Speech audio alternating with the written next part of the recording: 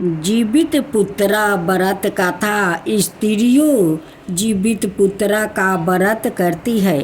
उनका उद्देश्य है पुत्र का जीवन की रक्षा करना, यानी शीघ्रयाहु की कामना करना प्रमुख होता है, ताकि उनका आजीवन पुत्र शोक ना सताए।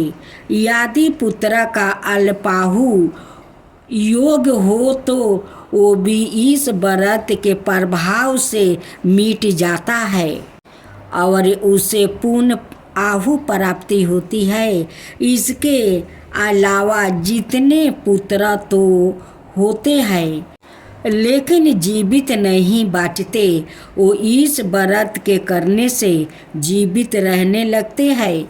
बच्चों का मरण दोष दूर हो जाता है। इन सब मान्यताओं का जन्म विश्वास के कारण ही इस व्रत का पुत्रवती स्त्रियां में काफ़ी प्रचलित है। ऐसा कहा जाता है कि इस व्रत के दिन प्राचीन काल के अत्यंत प्रसिद्ध धर्मात्मा राजा जीवित वाहन ने अपने त्याग से गरुड़ को प्रसन्न करने का शंखचूड़ के सभी वंशधारों को मृत्यु लोक से वापस लाने में सफल हुआ था। पूजन विधि विधान। यह व्रत आश्विन मास के कृष्णा पक्ष की अष्टमी के दिन रखा जाता है। इस व्रत को करने का विधान केवल पुत्रवती महिलाओं के लिए ही है। इस दिन व्रती महिलाएं दैनिक कर्मों स्नादि से निवृत्त होकर भगवान सूर्य नारायण की मूर्ति को स्नान कराकर विधि विधान अनुसार पूजन कर धूप दीप कपूर से आरती उतारती है। बाजारे और चने से बाना भोग लगाए प्रसाद भक्तों में बांटे। अष्टमी के दिन व्रती स्त्रियां प्रातः काल में उड़द के कुछ सबूत दाने निगल जाती है, जिसका सत्यपराय श्री कृष्ण भगवान का सुरक्षा में रूप में उदर में प्रवेश माना जाता है। इस दिन व्रती निर्जला रहकर उपवास करे। घंटे के उपवास के बाद दूसरे दिन पारण करे। पुरोहित ब्राह्मण को ससम्मान भोजन कराकर दान दक्षिणा देकर विदा करे। और यह भी विधान है कि अपने पुत्र के गले में काले या लाल रंग का रक्षा सूत्र या धागे को पहनावे। इसके पश्चात सवाए भोजन करे। इस दिन उड़द और गेहूं का दान का बड़ा महत्म्य बताया गया है। शास्त्रों में व्रत के दिन काटे हुए फल वो साग खाना वर्जित किया गया है। इसलिए प्राय सभी स्त्रियां ब्रह्म बेल में ही दही चिवड़ा का भोग लगाकर पशु पंछियों के लिए थोड़ा भाग निकाल देती है और तब सवाए खाती है। मंगल कामना की यह परिपाटी विभिन्न क्षेत्र में विभिन्न रूप में मनाई जाती है। इंदिरा एकादशी व्रत कथा। पितरों की शांति एवं उनके उद्धार के लिए ब्राह्मणों द्वारा पिंडदान किया जाता है। महात्म्य। इस एकादशी का व्रत करने से अधोगति को प्राप्ति, पितृगण शुभ गति को प्राप्त करते हैं, यानी पितरों का उद्धार होता है। इसलिए भटकते हुए पितरों को गति देने के लिए बनाई गई तिथि को इंदिरा एकादशी कहा जाता है। पुरुषों के लिए विशेष रूप से फलदायी यह एकादशी महापुण्य देने वाली है। एवं समस्त मनोकामना पूर्ण करने वाली है। व्रती इस लोक के सब लोगों को भोग कर अंत में विष्णु लोक जाकर चिरोकाल तक निवास करता है। इस व्रत की गाथा को सुनने मात्र से वाजपेयी जग का फल मिलता है। गाथा पढ़ने और सुनने के प्रभाव से उसे सब पापों से छुटकारा मिल जाता है। पूजन विधि विधान यह व्रत आश्विन मास के कृष्णा पक्ष की एकादशी को रखा जाता है। व्रती दशमी के दिन प्रात काल श्रद्धा भक्ति भाव से स्नान करे। दोपहर का समय श्राद्ध के पहले फिर स्नान करे।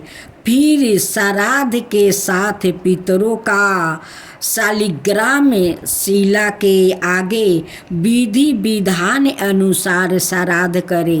एक समय भोजन करके भूमि पर शयन करे। एकादशी के दिन दैनिक कार्यों स्नादि से निवृत्त होकर शुद्ध हो। फिर शालिग्राम भगवान को पंचमृत से स्नान करा के वस्तु पहनाए। विधि विधान अनुसार पूजन आरती करे। मिष्टन का भोग लगाए। तुलसी अर्पण करे। भक्तों में प्रसाद बांटे। उपवास के दौरान केवल फलाहार करे। इस व्रत में अन्न का सेवन वर्जित किया गया है। सब भोगों से परहेज करे। रात में भगवान का पास सोए। दूसरे दिन पारण करे। 5 ब्राह्मणों को भोजन करा के दीन दक्षिणा दो। तभी मरे हुए पूर्वजों को शांति मिलता है और वो अपना परिवार के लिए आशीर्वाद करता है कि मेरे परिवार सुख सलामत रहेगा, तभी न तो मुझे वो पिंड दान देगा। बहुत समय की बात है, किसी ने गांधी जी से पूछा, हमारे यहाँ इतने अधिक व्रत त्योहार मनाए जाते हैं, फिर भी लोग सुखी क्यों नहीं है। इस पर गांधी जी ने कहा, लोग व्रत त्योहारों नहीं मनाते हैं, लकीर मिटाते हैं। हमारे व्रत और त्योहारों में से अगर कोई एक भी व्रत को अच्छी तरह मान ले तो उसका जीवन धन हो जाएगा और समाज का भी बेड़ा पार हो जाएगा। इसमें कोई संदेह नहीं है कि मनुष्य का भगवान की शरण लेना, उसका सामने मनौतियों मान कर उसकी पूजा और आराधना करना, व्रत रखना, उनका गुणगान करना और सुनना, इन सब के पीछे उसके जीवन को सुख दुख का विसरण मानना है। चौकी पर तय व्रत और त्योहार का संबंध किसी ना किसी देवी देवता से अवश्य होता है।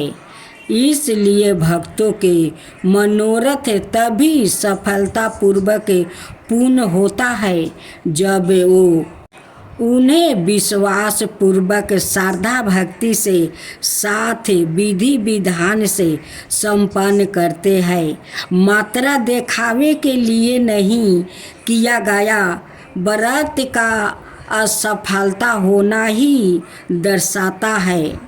हमारे तत्पश्चात ऋषि महाऋषियों ने प्राचीन काल से व्रत त्योहारों की रचना इसी प्रयोजन के लिए की है कि समाज को समुन्त और शुभी काशिक होने के लिए लोग में जागृति, सादा भावना, समूहीकता, ईमानदारी, एकता, कर्तव्य निष्ठा, परिमर्शता, परायणता, लोक मंगल, देशभक्ति जैसी सत्य प्रवृत्तियों का विकास हो और वो संस्कृत सृष्टि के सहयोग नागरिक बन सके।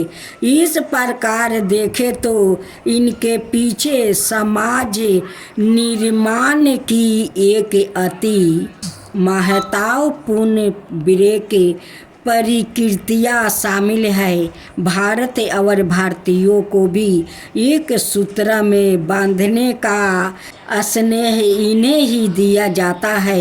यूँ तो वैदिक काल से ही आत्मिक उन्नति और मानसिक शांति के लिए व्रत का विधान प्रचलित है।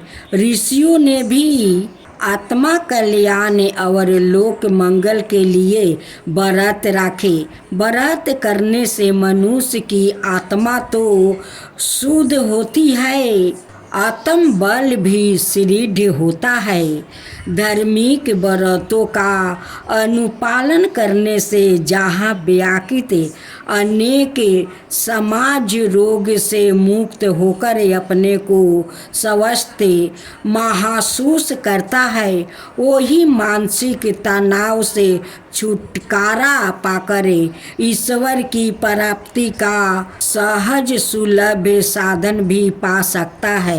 भाद्र पूर्णिमा का दिन अनंत भगवान का भी पूजा होते हैं। उस दिन सभी बड़े छोटे बच्चे उपवास करते हैं। एक स्थान पर ब्राह्मण देव बैठकर अनंत भगवान को कथा सुनाते हैं। सभी लोग बैठकर अनंत भगवान को बड़े श्रद्धा प्रेम से कथा सुनते हैं। जब कथा खत्म हो जाता है तो सभी को थाले के आटा चावल दक्षिणा वो ब्राह्मण को दान कर देते हैं। ब्राह्मण देव उस थाले में चार चार चावल को दाना रख देते हैं। सभी को कहते हैं कि ले जाइए, अपना भंडार का अनाज में मिलाकर रख दीजिए, कभी अनंत भगवान आपका भंडार खाली नहीं होने देंगे। उस दिन सभी लोग उपवास करते हैं, एक समय भोजन करते हैं, वो भी रोटी और खीर या सूजी का हलवा से उस दिन भोजन करते हैं और उसी भोजन को कर कर वो रह जाते हैं। उसके बाद वाला दिन सभी लोग पारण करते हैं। अनंत भगवान एक ऐसा भगवान है कि वो कभी किसी को दुख तकलीफ नहीं देते हैं, उसलिए उनकी व्रत करना जरूरी होता है, उनकी कथा सुनना जरूरी होता है। कथा सुनने से अनंत भगवान बहुत प्रसन्न होते हैं। उस थाला में एक धागा रहता है, जो धागा जब उपवास लोग भोजन करते हैं एक समय, वो पहले अनंत भगवान को अग्रासन निकालते हैं, धूपकाठी बारते हैं, उसका बाद पानी को अछरूंग करते हैं। अछरूंग करने के बाद वहाँ माथा टेक कर अनंत भगवान को प्रणाम करते हैं। तब जाकर उस धागे को हाथ में बांधते हैं, तब जाकर वो भोजन करते हैं। उस दिन वो धागा बांधना बहुत ज़रूरी होता है। उस धागे में अनंत भगवान का कृपा होता है। उसी धागा के कारण अनंत भगवान सभी को रक्षा भी करते हैं।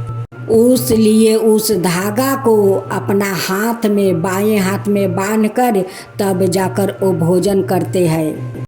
वही अनंत भगवान है, वही सत्यनारायण भगवान है, वही विष्णु भगवान है, वही कृष्णा भगवान है।